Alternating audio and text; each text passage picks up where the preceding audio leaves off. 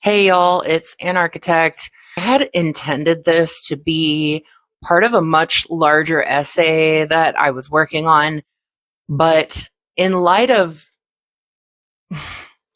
I'm just going to be going off the cuff because I feel like I need to talk about it now. So hopefully I can keep this brief. Today, I'm going to talk about a particular tool or dynamic that is used in abuse and control tactics, not only interpersonal and social, but even on a whole societal level, which is something we've really been seeing a lot of lately.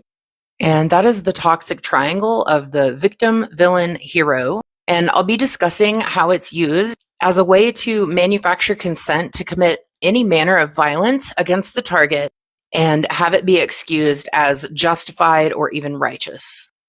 With this toxic triangle, the actual abuser or oppressor typically chooses a target which they will then position as the villain, regardless of whether that person's behavior actually warrants it, and regardless of the validity of the accusations. Then they choose a victim, which can either be themselves or some other party, and then choose a hero, which again can either be themselves or another party. If not themselves, then to solicit you to become that hero. So within this dynamic, the triangle, the villain, victim, hero triangle, is all that exists. There is no room for anyone outside of that, no room for an impartial or silent observer, no room for an investigator or someone who has questions or concerns. There is no room for that. You are backed into a corner where you must choose one of those three roles, or you will be categorically lumped in with the villain.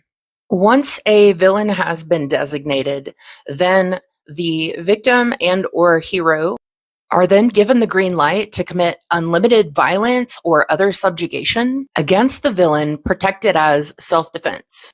But there is zero regard for whether the response is at all proportionate to the alleged behavior by the villain. There's also tremendous pressure on anyone who is a bystander of this to immediately form an opinion and choose their alliances. There is no time wasted. You're not allowed to think about it. You're not allowed to ask any questions about it. You have to act now, or else you are the villain. If someone takes on the outside role of silent observer or questioner, they are labeled the villain as well. Of course, as most of you understand, within our community, we have a good and beneficial social custom to believe victims. And unfortunately, oppressors have caught on to that, and they are now weaponizing that dynamic against us. And just as a personal anecdote, I have actually received quite a bit of hate and even death wishes for my refusal to participate in the toxic triangle when it happens on social levels, simply for not speaking on a subject that I felt that I didn't have enough information about, or just didn't have the emotional bandwidth to spare for something that didn't personally involve me. Or when I asked for some context to get a better understanding of what the accusation actually was, and this has happened multiple times. Of course, my oppositional defiance kicks in every time, because that sort of demand for performance actually just makes me dig my heels in even deeper and just refuse to participate altogether. I don't know how many oppositional defiant people we have here. Probably a lot if you're an anarchist. Anyway, within this toxic triangle, the person or people orchestrating it, the victim and or hero, employ a somewhat well-known tactic of DARVO, which is to deny, attack, reverse victim offender order. So they deny any wrongdoing on their part, completely innocent, never did anything wrong in their whole life. They attack and accuse the other person, often of doing the thing that they themselves have done, thereby reversing the victim offender order. Now the victim is being accused of being the offender, and the offender is somehow positioning themselves as the victim. The orchestrator of this poses it as a black and white issue with no nuance, a very urgent issue. And of course, they launch the attacks. So those of us who pay attention to or even study abuse tactics are probably familiar with DARVO as it is used on an interpersonal level. But I'm speaking about how it's weaponized on a social and societal level. One really good example is what we've seen happening with the state of Israel. And Israel has not only positioned itself as the victim, but as the hero as well. They position themselves as the eternal victim based on things that happened 90 years ago by white Europeans. However, while Israel, with the help of Europe, is a state that has violently created a settlement within the nation of Palestine and uses violence to expand its borders, they have somewhat effectively positioned themselves as the victim of Palestine, who is labeled the villain. Any resistance by Palestinians to the settlement and encroachment of borders, that is labeled not as self-defense, but as undue hostility and violence. That then allows Israel, the hero victim, to commit any manner of sins against their alleged villain, up to and including genocide and ethnic cleansing. All kinds of what would otherwise be tried as war crimes, starvation and mass murder of hundreds of thousands of children, women, doctors, journalists, and it's allowed by the world powers because they have positioned themselves as the victim and hero defending themselves against their alleged villain. And of course, what we've seen is that if you are an outside observer, if you're simply watching to understand or asking questions, you will be labeled Hamas, a terrorist, the villain. Even if you're Jewish, you will be labeled the villain and you will be a target for violence. So continuing to use Israel as an example, what we can observe with that oppressor is that any accusation they make against their villain is actually an admission of guilt or a statement of intent. So they'll make an accusation that may or may not be true, but it's almost always a precursor for what they're about to do. So now, turning your attention to what's going on around us in the US, we can look around us and observe what group is being whitewashed as the pious, peaceful, never done anything wrong in their lives, completely moral in every way, and who is being positioned as the villain group.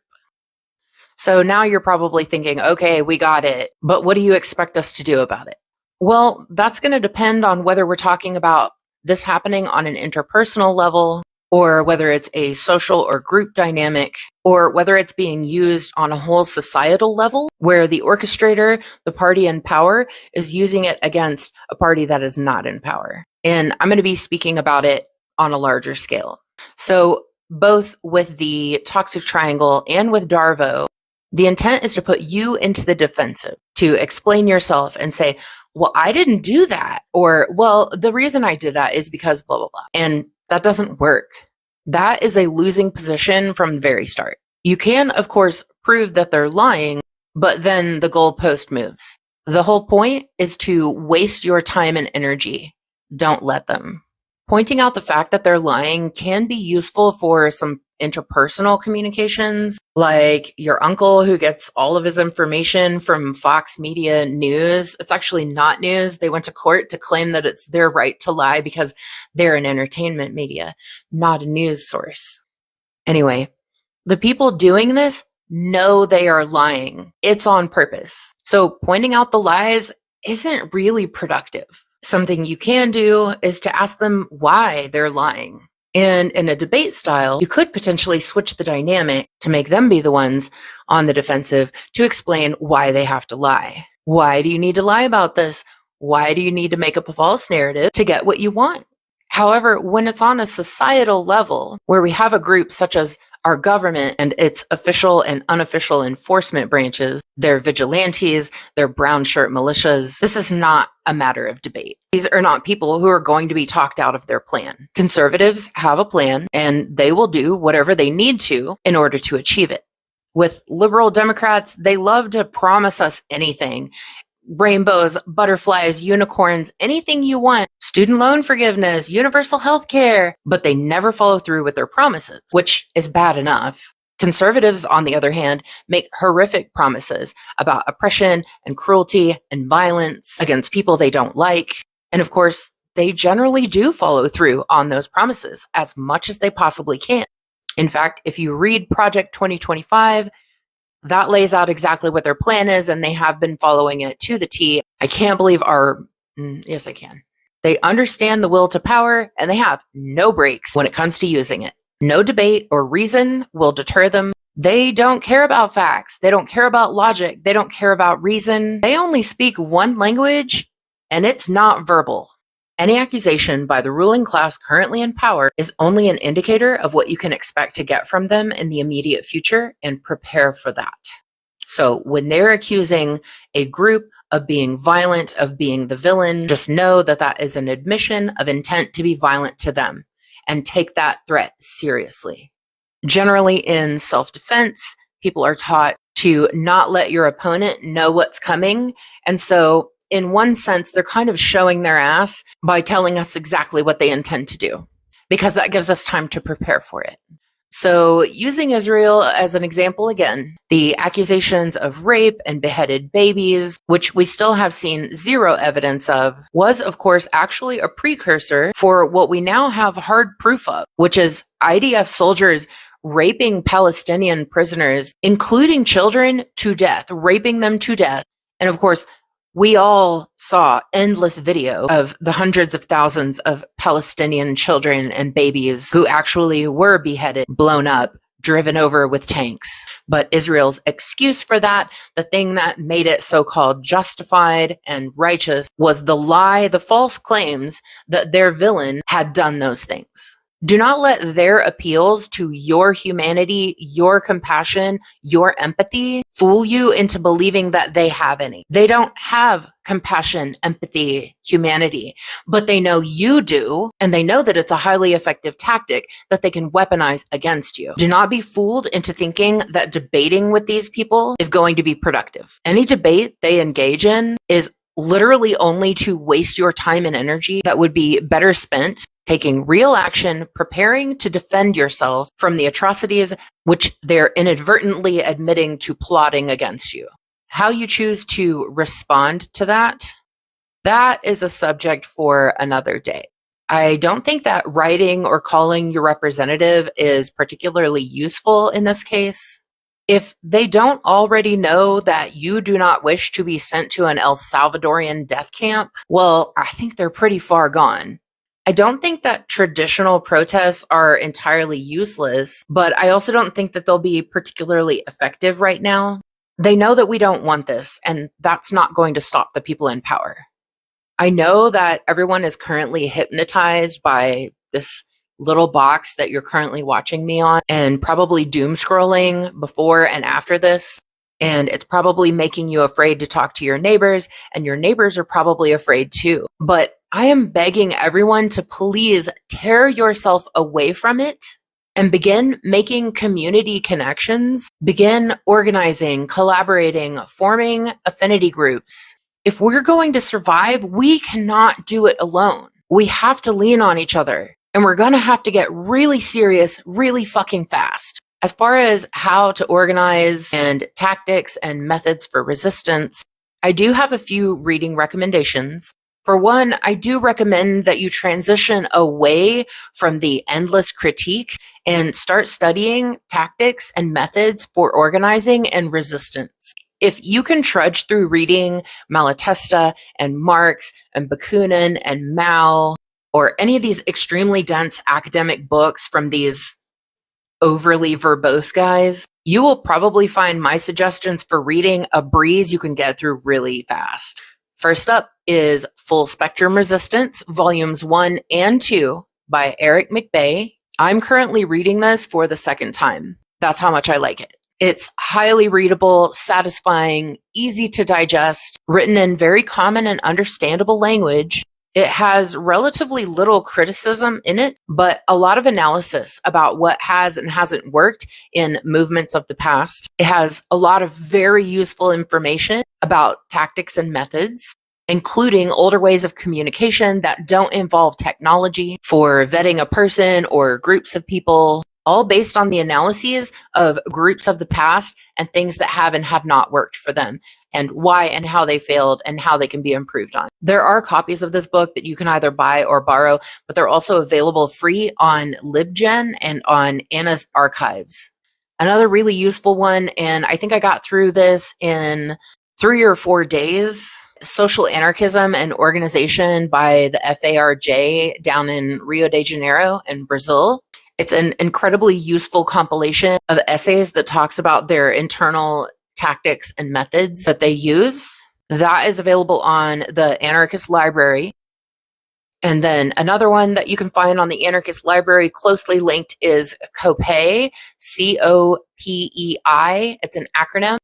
And that one is a significant internal strategy document by the FAU down in Uruguay. So, of course, I'm trying to be pretty careful about what I say on public accounts these days for obvious reasons, but I'm leaving you breadcrumbs for where you can find information that I think will be extremely useful to you. One of the things I can say that we need to do immediately is to create independent systems for community self-sufficiency. Every resistance movement in history has always run headfirst into supply chain issues because who is controlling our supply chain? We have corporations and government. So think about all of the things that a person in a community might need: food, medicine, transportation, childcare, and begin finding ways to build or create access to those things outside of state or corporate control. It's not even illegal. They just let you do it. Of course, it's not entirely possible to completely unplug from all of these things at this current time, but literally anything will be better than nothing. So anything you can do to create community self-determination and independence. Also, I am begging you to please set aside your personality conflicts to learn conflict resolution really fucking fast, because the only way that we get through this is together. I'm not saying that you should be forming orgs and working together with people who have different values and end goals than yourself. But if it's a matter of personality conflict or they just pissed you off one time, we can fight about that after all of this is over. That is if we're still alive. Not all your friends have to be your comrades, and not all your comrades have to be your friends. In fact, I'm a very easily annoyed person, and I just happen to have to work with people that I get annoyed with on a regular basis. But the goal is bigger than my personal comfort. I don't know how much time I have left here, especially given the fact that my life depends on me being able to continue receiving chemo for a cancer that doesn't really have a cure. I'm having to crowdsource the funding to be able to keep going to chemo. I don't know how much longer that's going to last. So I don't know how much time I have left, but the amount of time you all have left is largely going to depend on what you choose to do from here.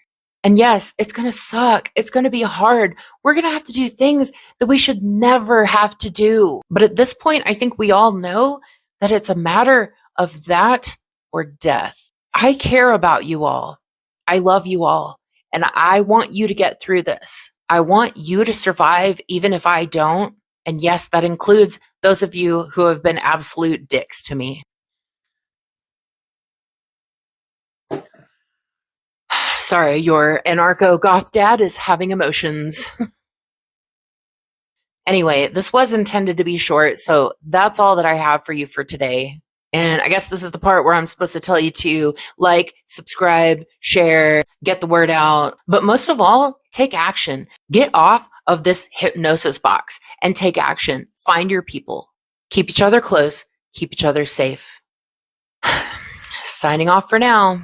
See y'all later.